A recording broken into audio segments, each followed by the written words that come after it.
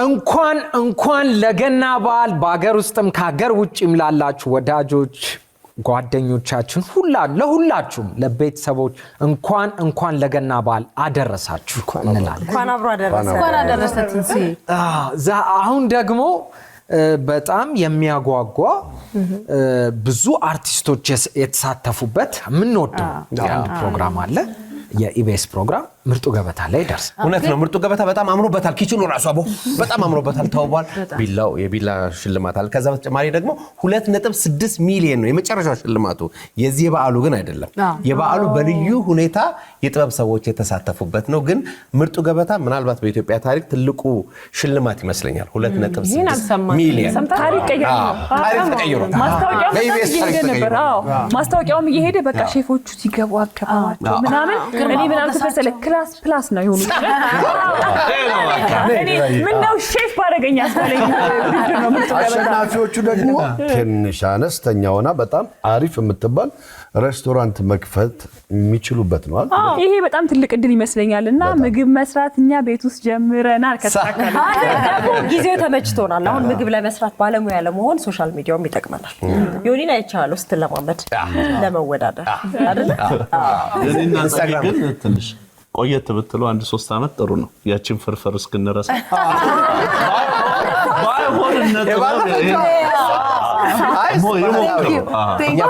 ተወዳድረን እኮ ተወዳድረን ቢሆን ለማሸነፍ ነበር።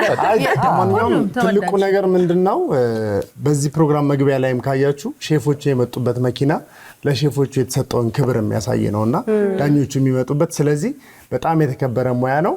በዚህ በዓል ግን በጣም ለየት ያለ ውድድር ነው ያለው። ይሄ ውድድር ላይ የትኛው ተወዳጅ የጥበብ ሰው ያሸንፋል፣ ምን ይሸለማል የሚለው በጣም ተጠባቂ ነው።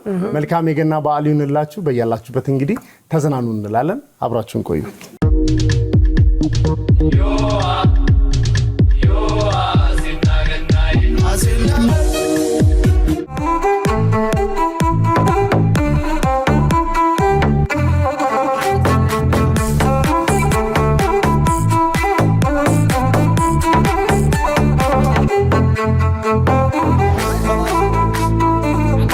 ማረገና ነው አምሮባቸዋል ወንዴ ለኛ ማረች ኩዊን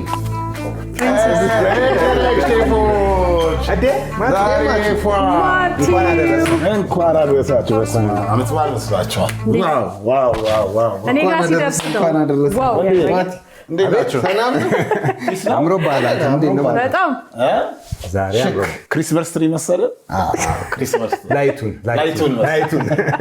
ባይዘው ዛሬ ማን ነው የሚወዳደረው? ሰምታችኋል? አልሰማንም። ሰርፕራይዝ ነው የምንዳኘው። ለእናንተ ማልነገራችሁ ማንም እንደምንዳኝ አላወቅንም። ግን ጠንካራ ተወዳዳሪ ይሆናል ብለን በዓል ስለሆነ በደንብ ስትሮንግ ግን እኩል ነበር ይገባ ነበር እኮ። ለዚህ ልብስ የሚሆን ለዚህ አለባበስ የሚሆን ተወዳዳሪ ነው የምንጠብቀው። ዛሬ በጣም ግን ምን እንዳኘው ሲኑና እስቲኛቸው ጓጓን እኮ በጣም ታይን ያውጣሽ። አሜን። ምግብ አብስለህ ታውቃለህ? ምግብ ማብሰል ላይ ብዙም አይደለሁም፣ ግን አልታማም።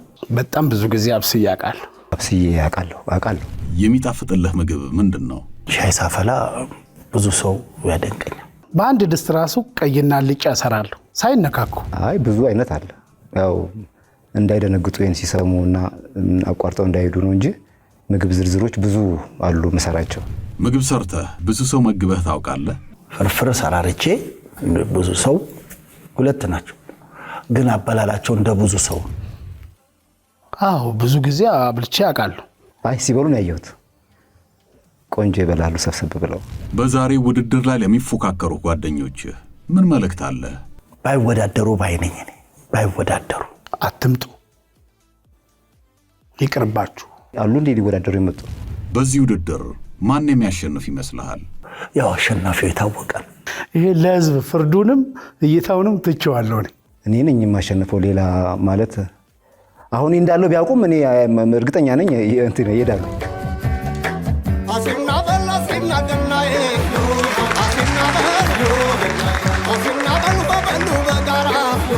Asina